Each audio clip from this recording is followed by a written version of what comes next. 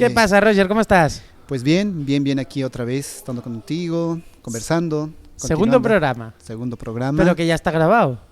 Lo que pasa es que es un poco lo que comentábamos al principio del primer programa. Yo le he dicho a todo el mundo, sí, me han pasado el teléfono de un compañero muy interesante que me va a hablar de las luchas indianas.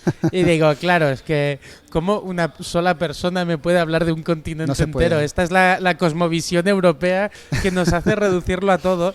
¿Sabes? Lo típico de hay disturbios en Bolivia, te habla el corresponsal de Buenos Aires. Y yo pienso, ¿qué coño sabe el corresponsal de Buenos Aires, tío? Llama a un boliviano y que te cuente lo que está pasando allá, ¿sabes? Es cierto, totalmente. Yo creo que estamos en un mundo donde estamos tan abiertos por los medios de comunicación, por los dispositivos que cada uno hoy en día tiene en su celular, ¿no? O sea, los medios de comunicación, estamos cada vez más conectados, más informados, pero a la vez, paradójicamente, también más separados, ¿no? Y tendemos también mucho a homogenizar a las realidades, ¿no? Entonces lo indígena, a pesar de que tenemos tantos medios de comunicación para poder comprender su diversidad, sigue siendo todavía para muchos una cosa homogénea. Entonces hay mucho por pensar sobre pueblos indígenas en Latinoamérica. Yo vengo del pueblo aymara, hasta en el propio pueblo aymara hay una diversidad de aymaras para comprender también sus realidades, ¿no? Entonces ahí, tratando de tejer algunos puntos, de encontrar ciertas cosas en común, pues son las opiniones que estoy dando, obviamente. Claro. Yo tengo que hacer las cosas obligatorias de una presentación, como saludar a la gente, buenos días, buenas tardes, buenas noches, a toda la audiencia. Y a recordar que estamos en el Club Social RDM, al cual agradecemos que nos dejen venir aquí a grabar. Y se me ha ocurrido una idea que podríamos hacer, no sé si a ti te apetece. Para acabar este programa, podríamos poner una canción en idioma aymara. Wow, estaría muy bien. La que tú me digas. O sea, tú me la pasarás por WhatsApp para después. Perfecto. Te voy a mandar un tema. Voy a aprovechar en saludar a unos amigos raperos aymaras que hacen hip hop en aymara, ¿no? Y eso creo que es una muestra clara también del aymara contemporáneo boliviano. Probablemente haya más hip hop en aymara que en catalán, también te lo digo. No sé, puede ser, pero eso es interesante, ¿no? Porque cuando surgen estos movimientos de hip hop en aymara, de alguna forma habían ciertos sectores conservadores que criticaban porque decían el hip hop es de Estados Unidos, vienen de otras regiones, como el aymara tiene que ser más originario. Pero no, o sea, lo aymara no es un ser petrificado, eso ya lo hemos dicho muchas veces creo en el programa y espero que se ponga bien en claro. Lo indígena no es una cosa que está estancada en el tiempo, sino que se abre a otras realidades, dialoga con otras realidades, y por eso hoy en día tenemos grupos de rock en aymara, tenemos grupos de hip hop en aymara, junto con los grupos autóctonos de música aymara también. Entonces vamos a poner a Eber Miranda, que es un rapero, Eber Miranda Kisbert, que es un rapero aymara de la Ciudad del Alto. Una ciudad del Alto que es tu ciudad. Que es mi ciudad. Al lado del lago Titicaca. Al lado del lago Titicaca. Estoy evitando hacer el chiste todo el programa, que es un chiste muy malo y encima bastante machista. Porque solo las personas machistas llamaban a las mujeres titis. Entonces cuando yo era pequeño se contaba el chiste de que no te imagines tú que el lago Titicaca está lleno de titis y cacas. Y es muy malo, tío. Yo no sabía ese chiste, pero ya que hablas de el Alto y hablas del lago Titicaca, tengo que aclarar. Yo, como todo alteño, vengo de una familia migrante, ¿ya? Que viene de una comunidad. El lago Titicaca está más o menos a 1 hora y media del Alto, ¿ya? En carro. Entonces mi comunidad se llama Achacachi. Mi comunidad es Achacachi. Yo soy de Achacachi. Que está, eso sí, está cerquita al lago. Vale. El lago. Pero como muchas familias de Achacachi y muchas familias de otras provincias, de otros pueblitos, migraron a la Ciudad del Alto y hicieron la vida en la Ciudad del Alto. Entonces, yo tengo 33 años y yo he vivido 33 años en la Ciudad del Alto. Entonces mi ética, mi modo de hablar es albalteño. Pero mi nacimiento y mi familia viene de Achacachi, que está cerca del lago. Sí. Claro, y es importante no perder los orígenes. Claro, es importante no perder los orígenes. Y Achacachi es una población aymara, ¿no? E históricamente beligerante, ¿no? Revolucionaria, siempre crítica, siempre fue muy contestataria, ¿no? Lleva esa tradición, los aymaras. Yo creo que si hubiera nacido, bueno, si hubiera crecido en ese contexto, como me hubiera gustado, tal vez hubiera sido un tipo muy rudo. Bueno, molaría, ¿no? Porque en Bolivia, si tú dices a alguien, y si hay un boliviano que está escuchando este programa, si alguien dice que esperemos que hay algún boliviano escuchando este programa. Si alguien dice de Achacachi, los bolivianos se asustan. Porque Achacachi tiene una idea, tiene una imagen creada también por prejuicios. Sois los vascos de como los tipos rudos de la nación Amario. Entonces, ¿no? Dicen Achacachi, no tienen que tener cuidado, ¿no? La madre de una novia, digamos, tu chico de Achacachi, no, oye, pues, cuidado, te puede hacer algo, ¿no? Entonces, como que tienen miedo. Pero es por la fama histórica de que eran pueblos rebeldes, ¿no? Y bueno, después también intentaron crear una mala fama, ¿no? Porque era un pueblo tan terrible que todavía se comían a los perros, se comían a los humanos. Entonces ha habido muchas ideas con prejuicios para también desprestigiar lo achacacheño, pero nadie puede negar su valor y su fuerza y su presencia política también. O sea, Achacachi es un brazo muy fuerte políticamente y también guerrera, es muy guerrera, Achacachi. Es mi pueblo, ¿no? Está muy bien. Yo te pediré, antes de poner el programa previamente grabado, que nos recuerdes cómo se llama el compadre hip hopero. Exacto. Vamos a poner a Ever Miranda. Su grupo se llama Nación Rap. Nación Rap, Ever Miranda. Y una canción en aymara que te voy a mandar para que lo puedas poner, que Perfecto, se llama sí. Chamacat Sartasiri. Sí. Perfecto. ¿Queréis escuchar la canción? Pues quedaros hasta el final del programa. Prefiero ser un cerdo a ser un fascista. Canta el nombre del programa, prohibido trabajar, muy fan de ese eslogan. Se ha hablado mucho en los últimos años con Evo Morales en el gobierno porque Bolivia ha cambiado su constitución política del Estado, ¿no? La constitución que tenemos ahora en Bolivia es muy interesante, hermano. Por ejemplo, es la única constitución política que dice que el fin del Estado boliviano es llegar a un Estado descolonizador, ¿no? O sea, es la única constitución que habla la palabra descolonización. El fin del Estado plurinacional es buscar una sociedad cimentada en la descolonización. Habla de la Pachamama, habla del vivir bien, reconoce idiomas de los pueblos indígenas, reconoce derechos a los pueblos indígenas. Es muy bonito. Uno que ve desde afuera diría, wow, en Bolivia ya han descolonizado totalmente el Estado, ¿no? En el campo del derecho, por ejemplo, se estudia la constitución política del Estado, pero en la realidad, en la cotidianidad, ¿hay algún cambio, hermano? Eso es un problema muy fuerte. O sea, la realidad que viven los pueblos indígenas en gran medida sigue manteniéndose. O sea, no ha habido un cambio. Con otras palabras, ¿qué te quiero decir? Que la farsa de descolonizar el Estado desde el propio Estado es eso. O sea, es una farsa. O sea, había una pretensión de querer descolonizar la realidad a partir del Estado. Hemos puesto un presidente en el Estado, hemos cambiado las leyes, las normativas, pero la realidad sigue.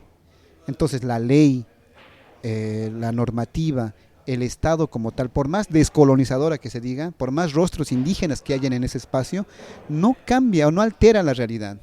Entonces ahí, por ejemplo, unas autoridades indígenas que yo he acompañado en mi trabajo, al ver que sus luchas por la tierra son totalmente ineficaces porque nadie respeta las normativas para los pueblos indígenas, ellos me dijeron, ¿no? Roger, ¿en qué momento nos hemos vuelto tan constitucionalistas? ¿No? ¿En qué momento los pueblos indígenas que siempre hemos estado en las calles luchando contra el sistema, que siempre hemos sido repulsivos con el gobierno y demás, en qué momento hemos creído que entrando al Estado, que teniendo leyes, iba a cambiar esta realidad? Porque ahora tenemos leyes supuestamente bien descolonizadoras, pero más que cambiar, encubren la realidad. Entonces esto es una cosa que en Bolivia estamos padeciendo y para los pueblos indígenas ha sido más que una ventaja, ha traído muchas cosas complicadas. Por ejemplo, la delimitación. Con la normativa, ¿qué es lo primero que hace la normativa? Te delimita, te tipifica. Antes, cuando se pensaban pueblos indígenas en el campo, en las áreas rurales, en las ciudades y todo lo demás. Ahora, cuando hablamos de 36 pueblos indígenas, para decirte aymara, tienes que vestirte de cierta forma, tienes que vivir en cierto lugar, o sea, como que ya te están territorializando y están creando una idea totalmente romantizada, totalmente estereotípica de lo indígena, porque la normativa hace eso. Cuando estamos a la ley, allá tú te dices indígena, tienes que comprobarme que eres indígena. ¿Y cuál es la idea de lo indígena? Que tienes que tener cierta ropa, tienes que vivir en cierto lugar. O sea, hemos esencializado lo indígena y eso más que aportar, reduce. Porque lo indígena no es una cosa petrificada en el tiempo. El indígena es un devenir, ¿no? Va cambiando, va avanzando, va mutándose sin perder, digamos, su característica, su base comunitaria. Pero esta no sería una idea colonial, quiero decir. Os plantan como estereotípicos para representar que la comunidad indígena es de esta forma, como si la comunidad indígena fuera algo antiguo que no puede prosperar en el tiempo. Es totalmente colonial, por eso la normativa, la ley como tal, que muchos han creído que a partir de la ley nos vamos a liberar del colonialismo, más bien la ley nos ha esencializado, nos ha delimitado, ¿no? Nos ha estereotipado y con eso nos está reduciendo las otras posibilidades de ser indígena. ¿Pero crees que es por el tipo de redactado de la ley o por cómo se aplica esta ley? Es que esa es una muy buena pregunta, ¿no? Generalmente hay un jurista, o hubo un jurista, mejor dicho, de la Rusia revolucionaria, ¿no? Evgeny Pashukanis, que él decía que las leyes revolucionarias tenían que ser leyes abiertas, nunca cerradas, o sea, abiertas a interpretaciones, ¿no? Esas serían las leyes revolucionarias, y que las leyes burguesas eran siempre leyes cerradas, ¿no? Era interesante eso. Con la Constitución se ha tratado de abrirse a crear leyes abiertas, pero al final de cuentas, Artur, la ley es ley nomás también, es cerrado, o sea, por más que digamos leyes abiertas, la ley al final de cuentas siempre cierra una interpretación, siempre cierra una posibilidad. Entonces ahora decimos que en Bolivia hay 36 idiomas indígenas, o sea, ya no pueden nacer más indígenas, más idiomas ya no pueden, ya se ha delimitado, 36 solamente, ¿no? Entonces, si hay una comunidad que no se ha reconocido, ahora claro, tienen más dificultades para reconocerse que antes. Exacto. Y ahora tienes que comprobar con el Estado. Antes, por ejemplo, en el tema de la justicia es bien interesante esto. Por ejemplo, nosotros en Bolivia tenemos una constitución que reconoce los sistemas jurídicos indígenas. ¿Qué quiere decir esto? Que las justicias de los pueblos indígenas, las justicias, porque no hay solamente una justicia indígena, hay diferentes justicias indígenas, eran realizadas de modo, digamos así, escondido, no tenía la legalidad estatal, ¿no? Porque la justicia estatal lo hacen los jueces, así era antes. Ahora con la constitución política del Estado, las justicias de los pueblos indígenas son reconocidos por el Estado. O sea, una autoridad indígena resuelve un problema, esa cosa que ha resuelto ese problema tiene valor y ningún juez puede reconocer porque ya ha sido resuelto por una autoridad indígena. Eso está genial en la normativa, bien. Pero ¿qué pasa? ¿Puedo hacer una preguntita dentro y luego sigues? Sí. ¿Y esto? Porque claro, piensa que estás hablando con un señor europeo. Claro.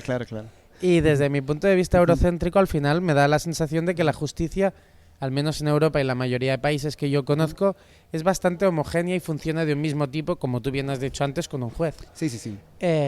¿Y este tipo de justicia os genera algún tipo de problema de validación fuera de Bolivia ante el mundo? ¿O ha sido bien aceptado? Quiero decir, ¿no habéis recibido críticas ni os han dicho que estabais incumpliendo algún tipo de ley internacional? ¿Sabes? Es que me parece como algo tan revolucionario que tengo la sensación de que todo este exosistema capitalista eurocentrista, algún freno os tiene que haber puesto. A ver, primero, cuando hablamos de justicia indígena, ya lo indígena lo jerarquiza de cierta forma en un nivel inferior. Vale. ¿Ya? Porque como es indígena, entonces no es una justicia como tal, ¿no? Desde el derecho, por ejemplo, siempre se le ha tomado a la justicia indígena como derecho consuetudinario. O sea, que es aquel derecho que todavía no es derecho. O sea, como es la costumbre, que es todavía la materia prima para que sea el derecho, para que sea la justicia. A la justicia indígena se la ha tomado así, ¿ya? Pero la justicia indígena ha resuelto muchos problemas cotidianos, pero al ser totalmente silenciada por la sociedad boliviana, en este caso, también ha sido sujeta de malos entendidos. Por ejemplo, en las ciudades, cuando habían linchamientos por ejemplo, a un criminal, agarraron infraganti y las personas lo golpearon o lo quemaron, decían, no, la justicia comunitaria, ¿no? La justicia indígena, esa es la justicia indígena, la justicia comunitaria. O sea, se lo ha tratado de desprestigiar relacionando cualquier acto, digamos así, de violencia y cualquier acto, digamos, entre comillas, salvaje, como no, la justicia indígena, la justicia comunitaria, ¿no? Cuando en el fondo no es así, ¿no? La justicia indígena tiene principios específicos, tiene formas, digamos, de resolución, que tiene una organización también. Tal vez, resumiendo, podría decir algunos elementos de la justicia indígena, ¿no? Tratando de, más o menos, de buscar en común ciertos actos. Por ejemplo, toda decisión comunal que termine en justicia indígena tiene que ser resuelto en la comunidad, a diferencia de la justicia ordinaria. En la justicia ordinaria de los abogados, un juez es el que resuelve el problema. Un juez que es entendido en la materia y que va a conocer el caso, a partir de las pruebas, va a dar una resolución. En el caso de las comunidades indígenas, la comunidad es el que da el voto final, no es la autoridad. La autoridad no puede decidir lo que él quiere, ¿no? La autoridad manda obedeciendo. Entonces, si hay un problema, toda la comunidad está presente y toda la comunidad va a sancionar a la persona que está siendo, digamos, sujeto de alguna resolución. Entonces, es colectivo primero, la decisión es comunitaria, es colectiva, es una primera característica. La otra, que no está dividido por materias. En el derecho occidental hay un juez especialista en materia familiar, hay un juez especialista en materia penal, en materia civil, en materia así, ¿no? O sea, laboral, sí, laboral. etcétera. Sí. O sea, un juez laboral no puede resolver un problema de tema penal, porque son materias, están divididos. En la comunidad no hay eso, pues, o sea, no hay una autoridad indígena que solamente va a resolver problemas de materia familiar, de materia de ganados, no. O sea, la autoridad y la comunidad resuelven todos los problemas. O sea, no está dividido por materias, es integral, es holista, ¿no? Es holista, o sea, porque un problema no necesariamente es solamente un problema familiar. Un problema familiar puede conllevar un problema de terrenos, de tierras. Un problema familiar puede conllevar un problema, no sé, de brujería, de maleficios, puede conllevar un problema, o sea, todo está integralizado. Entonces, una característica también de la justicia indígena es eso, ¿no? Que es holista. Otra característica es también la oralidad, sí. ¿no? En el mundo del derecho muchas veces a nosotros nos forman para complejizar los términos, ¿no? Sí. Aprendemos latinismos justamente para que nuestra labia, digamos, sea complicada y así el otro diga, no, necesito siempre un profesional en derecho. Claro, es que esto ha sido un late latorum de manual, algo así, ¿no? Es que también en este afán de diferenciarse del otro, ¿no? Yo soy el abogado, el especialista, yo sé la técnica jurídica para escribir ciertos documentos y además hay que hacerlo por escrito, ¿no? No todos pueden escribir, no todos leen todas las cláusulas, tantas cláusulas que hoy en día en las redes sociales estamos acostumbrados a ni siquiera leer todos los términos de aceptación y aceptamos nomás por flojera, ¿no? Sí. Entonces, eso son cosas de abogados, decimos, ¿no? O sea, hay un mundo jurídico occidental que es para especialistas y, ¿no?, para personas que tienen cierta formación. En la justicia indígena, la defensa y la acusación y todo el proceso de resolver un problema es oral. Pero entonces entiendo que el mundo occidental, como tú lo has mencionado, beneficiaría a las clases burguesas y a las clases con más dinero, porque a más complejidad, más difícil es defenderse, a no ser que seas nuestro... es que justo que estábamos hablando de leyes, en el último programa hablamos de un compañero, es cierto. Quique, que del grupo Gaiba, que se defendió solo contra 3 abogados, que siempre hacemos la broma de que son Botwin, Goldin y Goldan, ¿sabes? Que son 3 abogados sionistas, porque no tenemos nada en contra del pueblo judío, pero un poquito sí en contra de los sionistas. Bueno, un poquito no, un muchito, porque eso de hacer genocidios al pueblo palestino es muy feo. No, y que aún no hayan detenido a Netanyahu por crímenes de guerra es un insulto a la humanidad. Exacto. Entonces, es cierto. Entonces, el derecho, este derecho positivo, como nosotros decimos en el derecho, tiene sus códigos, tiene sus formas. Pero en la comunidad es oral. Y al ser oral, lo primero... Es más igual para todos, entiendo. Exacto. Primero es igualitario, porque primero la persona afectada no necesita un abogado. No tiene que contratar a un tercero para que lo defienda. O sea, él se defiende por sí mismo. Y los que le van a juzgar va a ser la propia comunidad, ¿no? Él puede hablar. Y al ser oral, también evita la retardación de justicia, porque no, que hay que mandar el documento, que hay plazos después de 15 días, que necesitas tal sello, ¿no? Entonces, no, en la justicia indígena es en el momento. Pasó un problema, toda la comunidad se reúne, tú te defiendes personalmente, oralmente, y la comunidad también te va a acusar oralmente y en cara a cara, y ahí todos resolvemos. ¿Por qué? Porque al final de cuentas lo que se busca es el bien colectivo. Como todos viven en la colectividad, todos se conocen, un problema afecta a todos. Entonces todos tienen que resolver el problema. Entonces es una característica interesante de la justicia indígena que se manejaba en la cotidianidad, pero cuando esto ha entrado a la constitución política del Estado, que de eso estábamos discutiendo, o sea, cuando esta justicia ha entrado a las manos del Estado, sí. Ahí, te va a gustar a ti, porque a ti te gusta, ¿tú eres anarquista? Sí. Cuando el Estado agarra esto, domestica esta práctica y lo lleva a su mundo.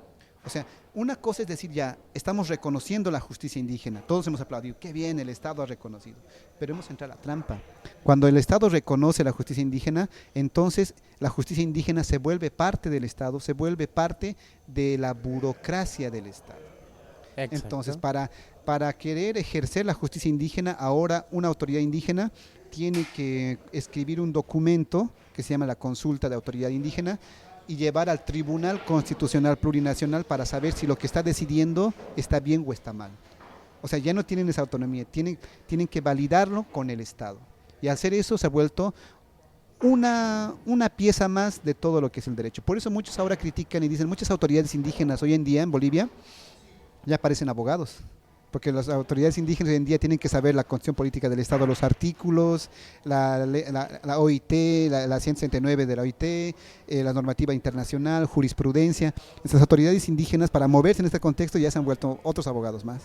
Claro. Y eso no sé si es bueno o malo, pero de que ha cambiado esa práctica que era cotidiana, pues el Estado tuvo mucho que ver. Hay un término que has mencionado unas cuantas veces y que aquí en España, sobre todo de la mano de Pablo Iglesias y de Podemos, se puso mucho y se habló mucho del término, que es la plurinacionalidad. Sí. Entonces me gustaría saber en Bolivia cómo se gestiona la plurinacionalidad. Bueno, la plurinacionalidad, primero, antes de ser una categoría que está enmarcada en la Constitución Política del Estado, era una realidad, ¿no? O sea, Bolivia sí es un territorio plurinacional. Hay muchas naciones indígenas. Cuando hablamos de plurinacional en Bolivia, estamos hablando de plurinaciones indígenas. Eso primero es importante tomar en cuenta. La idea ha sido muy interesante de la plurinacionalidad. O sea, Bolivia es un estado con diferentes naciones y entre todos tenemos que saber convivir, aprender y vivir en un escenario intercultural, ¿no? Descolonizando esa idea homogénea del Estado-nación moderno. Esa era en teoría. Pero en la práctica, porque tu pregunta es cómo se gestiona eso, en la práctica se puede ver, hay más representantes políticos aymaras y quechuas, o sea, de la parte andina, o sea, son 36 pueblos reconocidos por la Constitución. De los 36, 2 pueblos tienen mayor representación en el gobierno y los 34 están casi totalmente olvidados. Entonces, si fuese en verdad un Estado plurinacional, todos tendríamos que tener, cada nación tendría que tener un representante en el gobierno y pues poder sustentar la idea de la plurinacionalidad, ¿no? Pero en la actualidad no se ve todavía eso.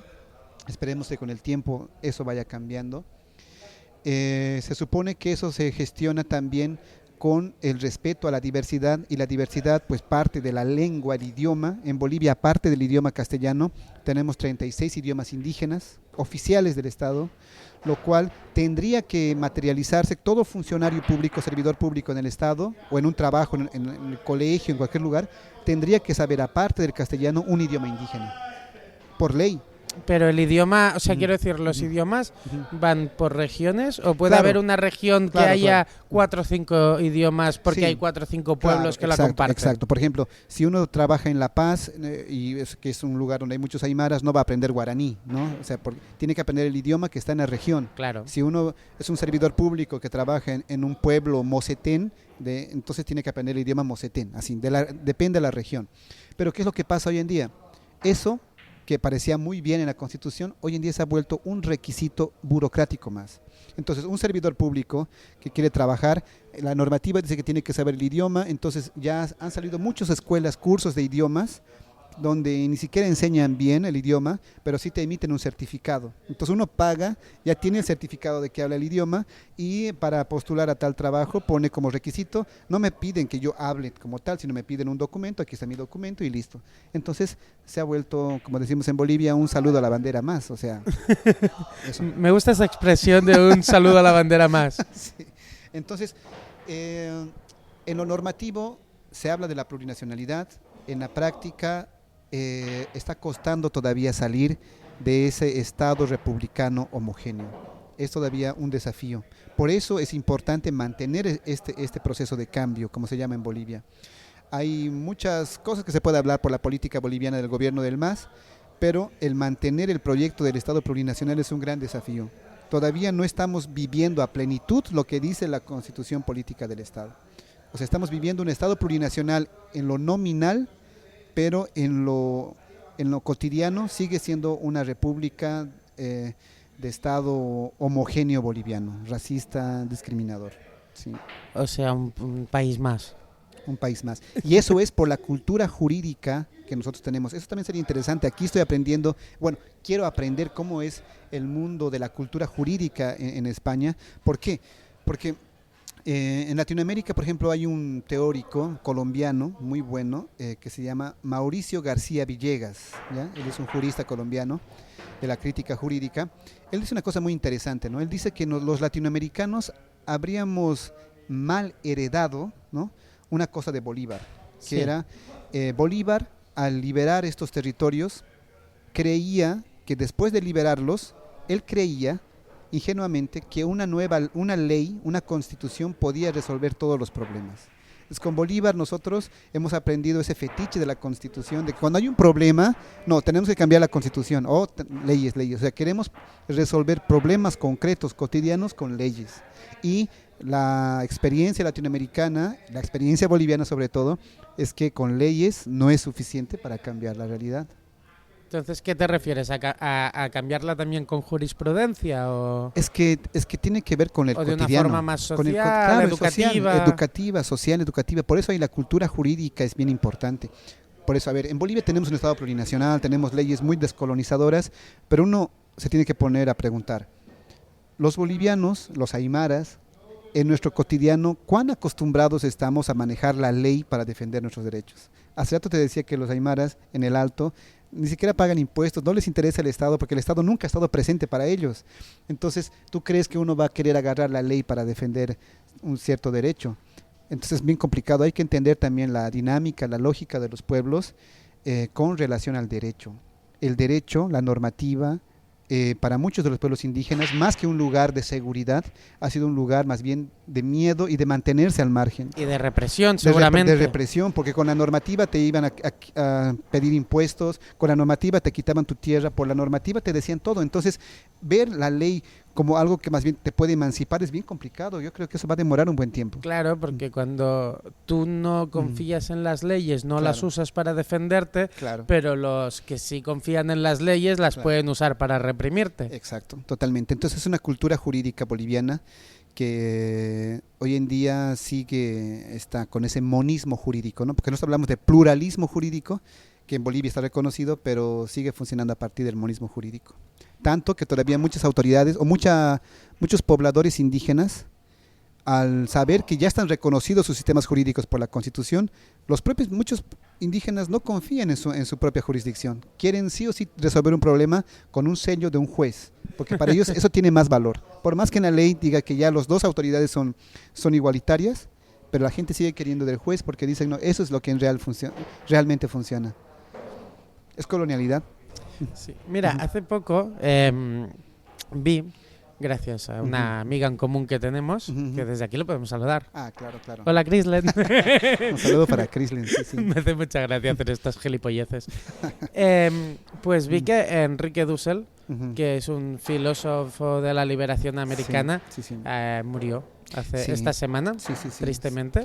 Le recomendamos a todo el mundo que lo busquen y lo lean, porque así entenderéis un poco más todo el proceso de liberación de la colonización española de Latinoamérica. Y entonces él y mucha otra gente se refiere decolonizar. Ujú. Pero hablando contigo tú dices descolonizar. Y entonces no sé si dentro de estos términos hay dos significados distintos Ujú. o se puede usar ambivalentemente los dos. Es interesante esa pregunta, ¿no? Primero, lo decolonial es un movimiento ya más académico, ¿no? Un movimiento de unos cientistas sociales que van a conformar un grupo que se llama Modernidad, Colonialidad, ¿no? Así se va a llamar primero este grupo de los posteriormente llamados decoloniales, que sí son teóricos que van a empezar a crear pensamiento crítico desde Latinoamérica, ¿no? Ahí tenemos, por ejemplo, a Walter Miñolo, tenemos a Aníbal Quijano, tenemos a Nelson Maldonado Torres. Papel y boli o bloc de notas del móvil, ¿eh? Autores para apuntar y leer, chavales y chavalas y Sí. chavalis. Son latinoamericanos, ¿no? Como te decía, Walter Miñolo, argentino, ¿no? Aníbal Quijano, peruano, va a estar ahí también Ramón Grossfogel, ¿no? Que es de Puerto Rico. Va a estar... Y que estuvo muy metido en la lucha de Cataluña en el 2017. Sí, y aquí en Cataluña es bastante conocido por eso, porque vino aquí y nos explicó cómo había que hacer las cosas. ¿Y sabes qué pasó con los políticos de aquí? ¿Qué pasó? Que no le hicieron ni puto caso. Bueno. Y mira, aún Cataluña es España. Bueno, pero entonces una serie de intelectuales que van a salir de esa idea cuadrada y de biblioteca del académico, del intelectual, que piensa la realidad a partir de su biblioteca nomás, ¿no? Entonces ellos desde la teoría crítica decolonial van a decir, tenemos que hacer una teoría que descolonice la realidad, o sea, una teoría que sea práctica también, ¿no? La decolonialidad es una postura de pensar la realidad latinoamericana desde los propios orígenes civilizatorios, pero con un sentido crítico práctico en el cotidiano, ¿no? Pero eso es desde la academia, lo decolonial. Cuando yo hablo de descolonización, hablo desde otra vertiente, más política, ideológica, ¿no? Con el más indianismo. práctica, podríamos decir. Sí. Que es el indianismo, que es una ideología que surge en Bolivia, crítico a los indigenistas, ¿no? El indianismo surge como una crítica al indigenismo, que es otro movimiento. Rápidamente puedo hacer esta aclaración. El indigenismo en Latinoamérica era una corriente literaria de escritores no indígenas hablando por los indígenas, ¿no? Ese era el indigenismo, personas no indígenas hablando por los indígenas en sus novelas, en sus ficciones, ¿no?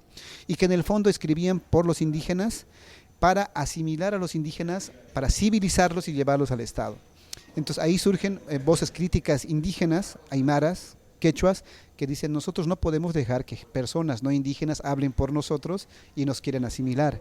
Nosotros podemos pensar nuestra propia realidad, podemos pensar nuestros propios horizontes y podemos hablar por nosotros mismos. Entonces, a eso se va a llamar indianismo, ¿ya? Entonces, desde el indianismo, que surge en 1960, ya más sólido, se va a empezar a hablar primero de movimientos de liberación.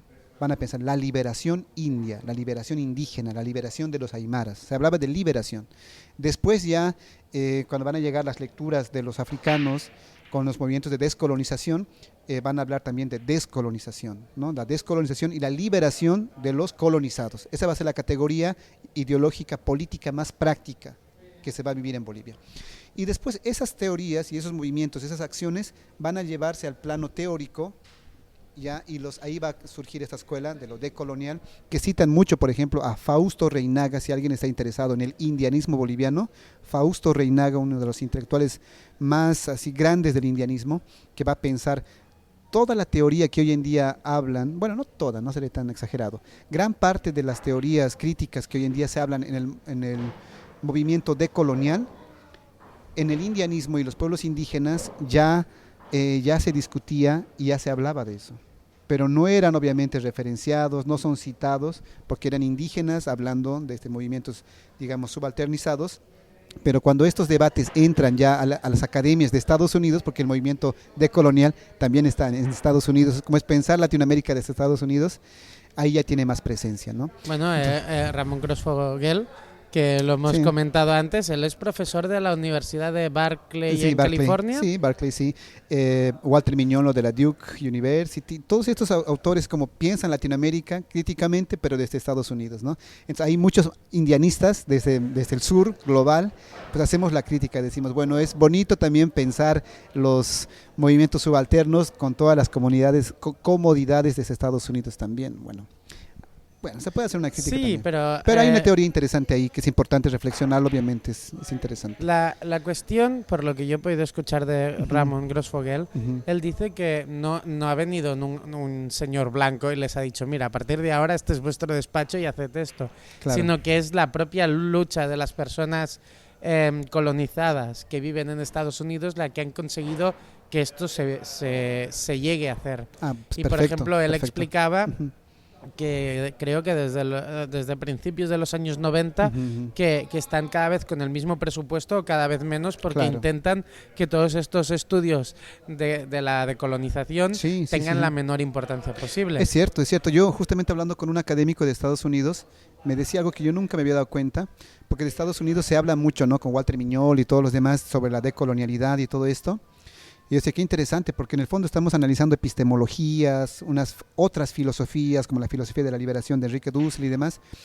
Y yo pensé que eso se enseñaba en filosofía en Estados Unidos. Me decían, no, esta sociología crítica, esta filosofía crítica, estos estudios de epistemología crítica no se estudia en sociología en Estados Unidos, no se estudia en filosofía en Estados Unidos, se estudia en un programa de doctorado de estudios latinoamericanos. O sea, entonces no son estudios hegemónicos, sino están como apéndices, digamos, en las universidades americanas, pero en estudios de estudios subalternos, estudios latinoamericanos, en esos departamentos, ¿no? Entonces, como tú dices, típico no que son intentan hegemónicos. hacerse los wokes, ¿sabes? Que van de guay, somos de izquierdas, mira, tenemos aquí un colectivo decolonial, pero en realidad lo tienen súper ignorado, infrafinanciado. Oye, pero eso es muy fuerte. Mira, yo te digo así como académico que estoy en Barcelona, estoy por unos meses como universitario, ¿verdad? Hubo una actividad latinoamericana muy interesante, muy fructífera, de muchos académicos que estudian aquí en España, pensando la realidad de Chile, de Colombia, de muchas problemáticas latinoamericanas, pero la mayor parte de todos los asistentes de este evento, que era una Universidad de Barcelona, Autónoma de Barcelona, eran latinoamericanos. O sea, era como un evento de latinoamericanos en España, en Barcelona, y este evento abierto para latinoamericanos, o sea, como un gueto en el fondo. O sea, ¿cuánta gente en verdad, digamos, de Barcelona les interesa para su cotidiano lo que está pasando en Latinoamérica? Entonces, eso también es una cosa, imagino que en Estados Unidos debe pasar lo mismo también, un grupo de latinoamericanistas pensando en Latinoamérica, pero en Estados Unidos, ¿no? Pero no logran ser objeto de atención, ¿no? de las mayorías, digamos, del lugar, ¿no? Sí, por ejemplo, siempre se dice lo mismo, que África... Nadie cuenta nada de lo que pasa en África. Y por ejemplo, cuando tú rebuscas un poco de información, lo primero que te encuentras son informaciones de minas de Congos donde trabajan niños de 12 años que se han caído todos muertos, a nadie le importa, a nadie lo dice, y estamos viviendo un poco esta realidad. Al final, realmente... la persona europea, desde mi punto de vista, desde persona que ha nacido y ha vivido toda su vida en Barcelona, es que mi información llega hasta la frontera de mi país, España. Claro. Y como mucho me cuentan que hay elecciones en Francia y me cuentan que hay elecciones en Alemania. Y si hay elecciones en... Iba a decir Ucrania, pero claro, ahora Ucrania es más noticia que antes. Pero si hay elecciones en Bielorrusia, es una noticia de 30 segundos de ha ganado el partido tal y tal. O sea, que no tienes ningún tipo de contexto. Y cuando se dan informaciones, como puede ser el caso de Bolivia, suelen ser informaciones que vienen desde la derecha mediática colonialista para básicamente pues atacar a Evo Morales o hablar mal de cosas que pasan allá. No hay ninguna información digamos no sesgada. Sí, es totalmente cierto. Y tiene influencias, si bien digamos para la población española o de Barcelona o catalana, digamos, es un apéndice lo que pasa, sobre todo en algunos países latinoamericanos, para los países latinoamericanos es todavía determinante lo que pasa discursivamente, políticamente en España, porque tiene sus efectos en nuestros países, ¿no? Por ejemplo, Vox que tiene mucha influencia en los países de derechas fascistas que en Bolivia hay, que en Argentina ahora ahí tienen candidatos, que hay en Brasil. O sea, esas presencias, sobre todo con los países de hispanohablantes, tiene mucha influencia. Lo propio con la otra vertiente, ¿no? Podemos tuvo también mucha presencia en Bolivia, ¿no? Íñigo Errejón, Pablo Iglesias llegaron a Bolivia, Juan Carlos Monedero llegaron a Bolivia y fueron determinantes también sus lecturas, sus análisis también para la izquierda, digamos, del movimiento al socialismo. Entonces, tienen sus influencias desde afuera. Eso es interesante también. Por eso yo creo, en lo que decía Octavio Paz en algún momento, ¿no? Él decía que Latinoamérica no se puede comprender a plenitud si no conoce los problemas, los sueños, las aspiraciones del pueblo español, ¿no? O sea, Latinoamérica, para comprender Latinoamérica como tal, tenemos que conocer España, porque España tiene un papel importante en lo que hoy en día es Hispanoamérica de alguna forma. Y también él decía que España, para comprender también su historia, y lo que es y por qué es lo que es, también es importante que vea los países hispanohablantes, ¿no? Porque tenemos muchas cosas en común, Artur. Mira, yo vengo del movimiento indianista que siempre ha afirmado lo aymara, siempre ha afirmado la identidad indígena y todo lo demás, y llego acá a España y veo muchas cosas en común con Bolivia. Digo, no puede ser. Esto que pensé que era una característica típica de nuestra región, creo que es una primera cosa que yo he visto. Por ejemplo, en Bolivia nosotros vivimos la constante división entre dos territorios, que es Santa Cruz y La Paz. Dos territorios, uno exigiendo al otro la centralidad, ¿no? Que en La Paz es muy centralista, hay un gobierno centralista, los otros quieren independencia, quieren autonomía, hay un problema de los idiomas y demás. Y yo llego acá, oye, lo que pasa con Cataluña y con Madrid, lo mismo que pasa en La Paz con Santa Cruz, ¿no? Y así muchos otros problemitas, digamos, políticos, cierta política también bien específica, caudillista. Veo muchas cosas, sí. Sí, ayer me comentabas, por ejemplo, lo de la corrupción, que tú cuando estabas en Bolivia no te pensabas que en España había el nivel de corrupción que hay, que es muy alto. Sí, y también lo pluri, que hace rato hablábamos, también creo que es interesante. Muchas veces, desde la ingenuidad fuera en Bolivia, ¿no? Fuera de Europa, se crea la idea de España como una cosa homogénea también, ¿no? Como todos España es como si fuese una sola cosa, ¿no? Cuando uno llega aquí se da cuenta que es muy diversa, ¿no? No hay una sola España, o sea, el valenciano muy diferente, el de Barcelona, el catalán, ¿no? Con los de Andalucía, con los de Castilla, con los de León, o sea, cada uno es un mundo diferente. Lo propio pasa en Bolivia. O sea, en Bolivia, yo he hablado hoy de los aymaras, y seguramente si un boliviano escucha de Santa Cruz va a decir, solamente está hablando de los aymaras, y Bolivia no es solamente lo aymara, es también lo quechua, es también lo guaraní, es también lo tarijeño, es también lo del norte, o sea, hay una diversidad también. Sí. En eso creo que somos muy parecidos en tal vez en ese fracaso del Estado-nación homogéneo que quería implementarse en nuestros territorios y que no lo ha logrado, ¿no? Imagino que aquí el sentimiento español de que todos somos españoles es un proyecto político, pero que no tiene resultados porque es diverso la España. En Bolivia también había un proyecto político de todos somos bolivianos, no hay aquí diferencias, pero eso ha fracasado porque la realidad es diversa y eso no puede existir un Estado homogéneo, ¿no? Claro, el problema de España, si podemos decirle así, es que la cultura castellana se ha quedado con el concepto de España. Claro. Y entonces ponen un poco esto que no me gusta nada que se hacen los nacionalismos, de dar carnets de patriotismo, ¿sabes? Tú eres un buen español y tú eres un mal español. Por ejemplo, los catalanes y los vascos, ya solo por el hecho de ser catalanes y vascos, son malos españoles. Los comunistas son malos españoles. Entonces, la derecha, que tiende a ser un poco toda esta idea de la nación, que son los que la llevan más a un punto ridículo que no entiendo por qué la gente no se da cuenta. Claro. O sea, hay cosas que son absurdas. Por ejemplo, para poner un ejemplo, si dos hombres heterosexuales se dan un beso en la boca, Sí, o sea, eso solo son dos hombres heterosexuales que se dan un beso en la boca, claro. ¿sabes? Quiero decir, ¿cómo vas a ser mal español o buen español por tener unas ideas u otras? Serás más bien por tus actos, por Claro. cómo colabores con tu comunidad, Exacto. por cómo tratas a la gente más desfavorecida y que no tiene la suerte de tener los recursos que tú tienes, si tú tienes la suerte de tener más recursos que otra gente. Exacto. Un poco es eso. Sí, sí, sí. Son las derechas, sobre todo, no es que las derechas, estos grupos ya ultrafascistas, porque son Sí. ultrafascistas, saben usar muy bien todavía esos resabios conservadores que muchas poblaciones la tienen, ¿no?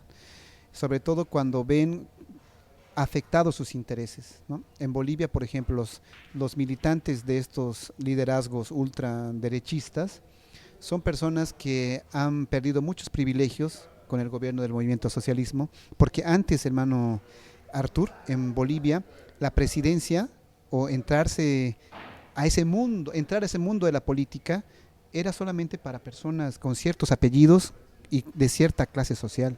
O sea, ser presidente... Blancos con apellidos españoles. Blancos con apellidos españoles, exacto. O sea, un ministro era obvio que tenía que ser blanco con apellido español, ¿no? O sea, lo indígena ni por chiste entraba a esos lugares, tal vez para hacer aseos, ¿no?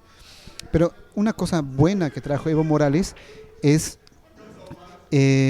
romper totalmente esa idea, ¿no? Porque Evo Morales, con todas las críticas que yo tengo hacia él, sinceramente, pero una cosa buena que trajo él es descolonizar los cuerpos en la política, en el gobierno boliviano. Uh-huh. O sea, cuando un presidente, cuando en la silla presidencial una persona indígena se sienta, y una persona que no solamente era indígena, sino tampoco tenía títulos profesionales, Evo Morales apenas salió del colegio, ¿no? Entonces, cuando una persona así entra al gobierno, y es el presidente que ha estado más años en el gobierno y ha tenido buenas gestiones en sus primeros años, uno dice, o bueno, la gente en el campo dice, una persona sin estudios y con mi color de piel y con mi origen ha llegado a ser la máxima autoridad, entonces yo también puedo ser, ¿no? Eso creo que es súper, súper interesante, súper importante, ¿no? No solamente para unos cuantos profesionales, ¿no? Blanquitos que entraban al gobierno, que han hecho mucha corrupción, se han robado mucho del dinero del Estado, sino también los movimientos sociales, los pueblos indígenas pueden entrar a ese escenario. Eso es algo muy bueno que ha traído el gobierno de Evo Morales. Pero también se está viendo las limitantes ahora, ¿no? Porque ya ha pasado más de 15 años. Entonces muchos también dicen, no, ya no es necesario estudiar, ya no es necesario profesional, voy a entrar en un sindicato, voy a hacer un movimiento y voy a entrar al gobierno. Entonces ahí ya también se pierde un poco la idea de pensar el proyecto del Estado plurinacional. Entonces es importante que haya cuerpos indígenas en el gobierno en Bolivia, eso está pasando, eso está muy bien, pero creo que estamos en una etapa de cualificarnos ahora también. O sea, porque hemos visto o estamos presenciando que no es suficiente que haya un presidente con rostro indígena o un político con rostro indígena, porque puede tener el rostro y el apellido indígena, pero puede estar pensando totalmente en favor del capitalismo o en favor de una ideología contra indígena. Entonces, es importante el cuerpo, la disputa corpórea, pero ahora estamos en un momento donde hay que pensar y sobre todo hay que trabajar mucho en el horizonte, en el discurso, en el proyecto político, ¿no? Sí. Me gusta mucho cómo usas las palabras. Uh-huh. El concepto de rostro indígena me gusta mucho, porque, claro, antes que comentábamos en África se puede aplicar exactamente lo mismo, porque la mayoría de presidentes africanos, sí, y que tampoco soy un experto, pero los que yo he sido consciente son rostros africanos, pero al final no son sus propias ideas, sino que actúan en favor de este capitalismo global. Muchos de ellos, si llegan al poder y ellos surgen del pueblo, acaban enviando sus hijos a enviar a las escuelas típicas de Gales. Exacto, con Evo pasó también lo mismo.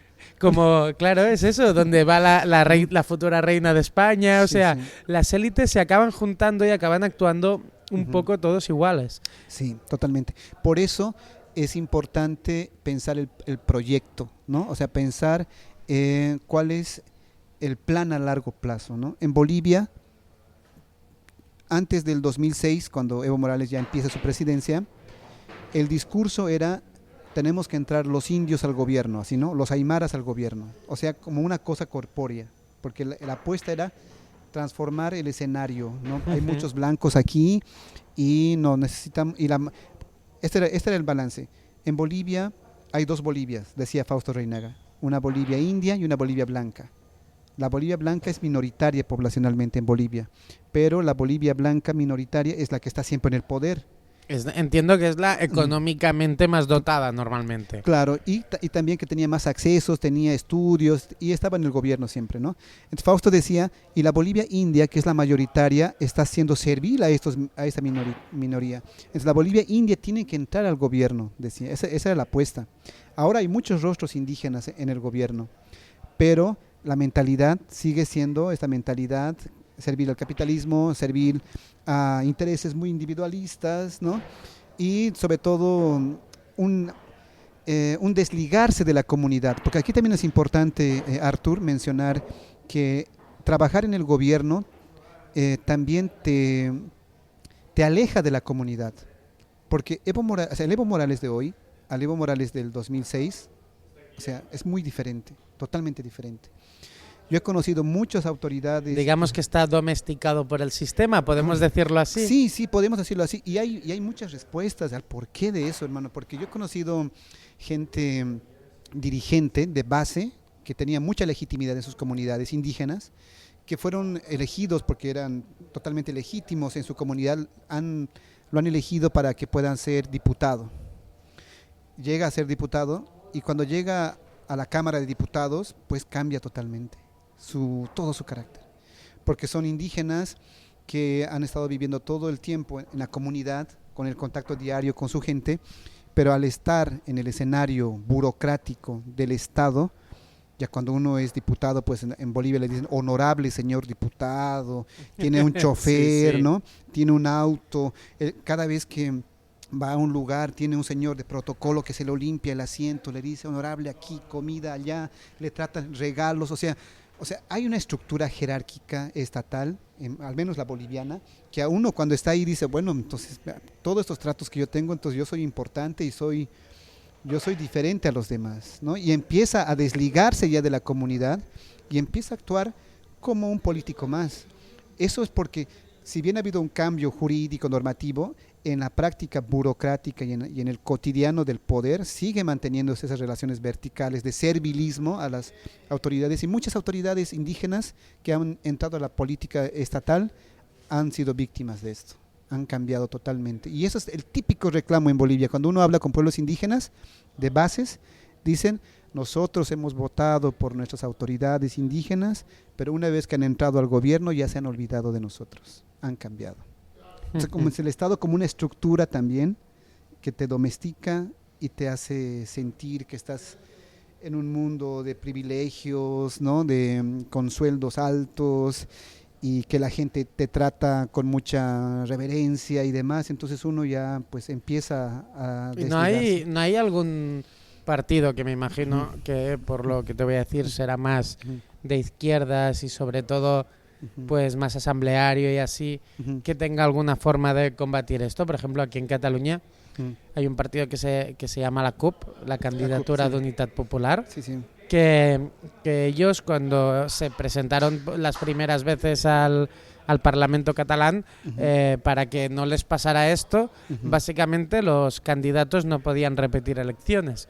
Entonces la idea es que fuera un proyecto el que trabajara, no unos diputados. Los diputados simplemente son unas caras visibles que tienen que estar allá porque el tipo de elección que tenemos es así. Pero eso sería muy interesante, no se ha hecho. En lo normativo está presente, por ejemplo, se puede interpretar muchas cosas, por ejemplo el vivir bien, ¿no? Con esto, por ejemplo, muchas autoridades indígenas le han criticado a Evo Morales, porque Evo Morales, no sé si estás familiarizado, salió del gobierno porque él quería reelegirse, ¿no? Entonces ya no podía constitucionalmente volverse a reelegir, pero él quería mantenerse en el gobierno. Entonces ha hecho una interpretación jurídica de derechos humanos para volver a reelegirse. Las autoridades indígenas le dijeron, hermano Evo, si tú eres indígena como nosotros, aymara, y un código principal de los aymaras es la rotación de liderazgos. Exacto. Porque solamente rotando puedes mantener el equilibrio en la comunidad, porque cuando una persona se queda mucho tiempo en un lugar, se enferma, ¿no? Desde la cosmovisión indígena le está diciendo en una carta que la nación, no me acuerdo muy bien, creo que era la nación Pacajaque, no, era de Caracara, le dice esto, ¿no? Le dice esto a Evo a partir de los propios códigos indígenas. O sea, si Evo, digamos, se hubiera visto como autoridad indígena a partir de los principios indígenas, la rotación es lo obvio, porque es parte de la comunidad. En Bolivia las autoridades indígenas solamente por un año son autoridades indígenas, y todos tienen que ser autoridades indígenas, toda la comunidad, por familias. Este año le toca a tal familia, a otra familia, todos son autoridades por un año. Pero Evo pues quería estar más tiempo. Entonces, ahí la criticaban, ¿no? Entonces, ¿cómo eres? O sea, ¿qué está pasando? ¿Dónde está la rotación? ¿No? O sea, desde ese lado hubo críticas, pero obviamente al final de cuentas eso no ha sido, no tenía ninguna capacidad, digamos, de forzar a Evo Morales a que vaya hacia atrás. Él ha vuelto a repostularse, ganó las elecciones, hubo unos discursos de fraude y todo el problema que dio con el golpe de Estado, y Evo salió, ¿no? Pero la cuestión es esa. Más bien, algo interesante que ha traído este contexto político es el salir de la meritocracia para entrar a la política. Ahora, para entrar a la política, lo que necesitas más que tener un título es tener organizaciones sociales. O sea, las organizaciones sociales tienen mucho peso en la política. Mucho Pero peso. esto se podría decir que es un paso adelante. Claro, en ese sentido es muy importante. O sea, una persona que tiene sus títulos desde Estados Unidos y demás, que antes esos eran los que entraban al gobierno, si esa persona, por más elocuente que sea, por más buenas ideas que tenga, si esa persona tiene todos los requisitos, digamos, meritocráticos, pero si no tiene ninguna organización barrial, sindical, indígena de su lado, nunca va a poder entrar al gobierno. Porque hoy en día, con la política que trajo el gobierno del movimiento socialismo, es la política de los movimientos sociales. Eso es muy interesante, muy importante, pero también es complicado también, porque ya las organizaciones sociales se han dado cuenta de su poder, de su papel. Entonces ahí ya negocian también liderazgos, negocian quién va a entrar, quién no. Y es un escenario, como todos los escenarios también creo, ¿no? Interesante, con cambios muy novedosos, pero también que al mismo tiempo tiene sus contradicciones. ¿No? Perfecto, sí. Muchas gracias, Roger Champi, compañero. ¿Sabes qué? Me estaba pasando una cosa mientras hablaba contigo. Yo siempre digo muchas tonterías. Y primero estaba pensando en cómo autodefinirme. Ya. Porque no es lo mismo ser un anarquista payaso que un payaso anarquista. Y yo me defino más como un anarquista payaso. O sea, yo soy anarquista, pero igual que Emma Goldman decía que no es mi revolución si no puedo bailar. A mí me gusta decir que no es mi revolución si no me puedo reír. Exacto. O sea, hay que hacer un poco de cachondeo. Eso está muy bien, porque generalmente, sobre todo la izquierda tiene una tradición, ¿no?, de siempre estar ahí muy serios, enfadados, indignados, ¿no?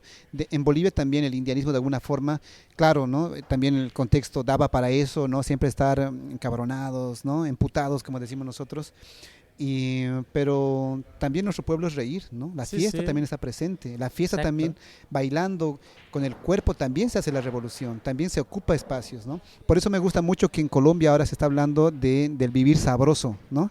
Mola. El vivir sabroso que es esa forma de pensar la vida desde los códigos africanos, afrocolombianos, donde la revolución también es bailando, es con el cuerpo, es con la alegría, ¿no? La alegría también que tiene que ir acompañada a la revolución, no puede ser todo, digamos, una cosa de rabia, ¿no? Un tostón.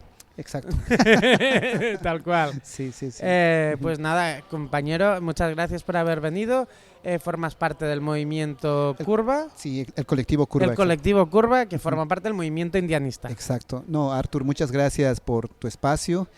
Muy interesante para mí compartir esas ideas, ¿no?, contigo, conversar, y espero pues que estas ideas sirvan para algo, para alguna reflexión, o siquiera para darles la curiosidad, para pensar un poco Latinoamérica, el sur de Latinoamérica, porque no todo es Argentina y México.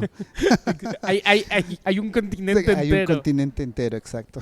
Sí.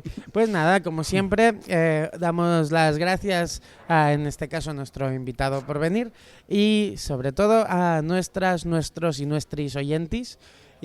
por escucharnos y llegar hasta aquí. Os recordamos que estamos en Prohibido Trabajar, eslogan en construcción, desde el Club Social RDM. Por eso algunas veces habréis oído algunos ruidos, porque por aquí hay gente y hay vida que pasa, que siempre es muy agradable. Tenemos redes sociales. Teníamos Twitter hasta que nos lo cancelaron. Así que todo lo que se publica de Prohibido Trabajar lo hago desde mi cuenta personal, @lencuti, y podéis escribirnos en prohibidotrabajarpodcast@gmail.com o buscar Prohibido Trabajar en Instagram. Estamos en todas las plataformas de podcast que conocemos, pero si vosotros tenéis una plataforma de podcast que es solo vuestra y queréis que lo publiquemos allá, pues nos escribís el mail y ya lo pondremos, ¿sabes? Si nos da igual, o sea, es copiar y enganchar un link. Claro. Así que nada, Roger, muchas gracias, un Arthur. placer conocerte. Mira, igualmente.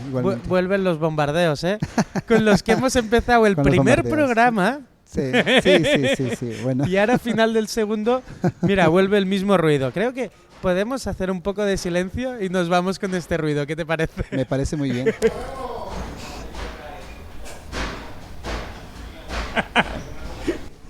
Areu, areu.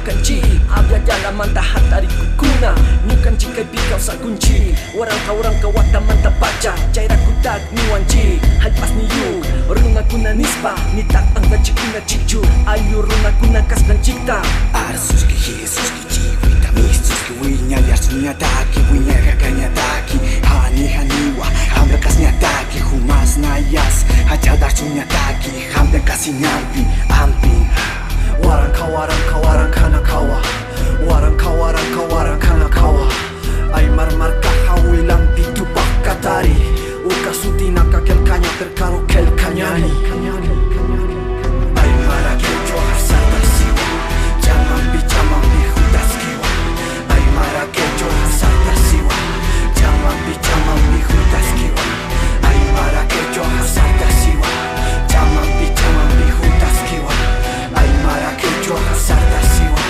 Jamang bi hudas kiwa Miau patata kunan cikunangka Sape wanci sinci anjing kata Tukui kaca kata Hatun kata Wawas minggu ya janan ciktian Ayutak hatun tantaku kas kahina Tukui ay ngara rona kuna juriskan Nyukan cikta umanjongan ciktari Amat epis kakal sanan cispa Ay makecho aru chamakat sarta siri Latino America hachat kanta yeri Misturi hijau indik Mituskani hijab wasataki purini Takin katayan Hanko kenaya nakawa unstani Taya tutu kawa sartani Kundur malku kama tuyu nyapataki Kunu kolyu kama chama nyapataki Ay marakecho hasata siwa Jamang bi hudas kiwa Ay marakecho hasata siwa Jamang bi hudas kiwa Ay marakecho hasata siwa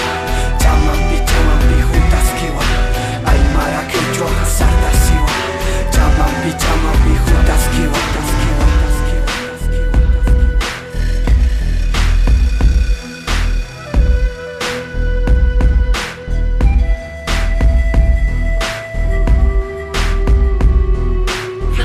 Saru kaya kita unhay munti Ama wakaichu, ama yakispai Haku tuku yawar masikuna Wanyu kompor caki kai saita ari Hijani Uka haja uta kenitak purini Jamakata kanta yiri furti Baca kuti hijani Tahu baca koya suyo purini Acha chilana kam sam kapa bokanya daki Acha chilana kam ura kepa sarnakanya daki Hainya daki tak baca macak tayanaka Ay marakecho hasata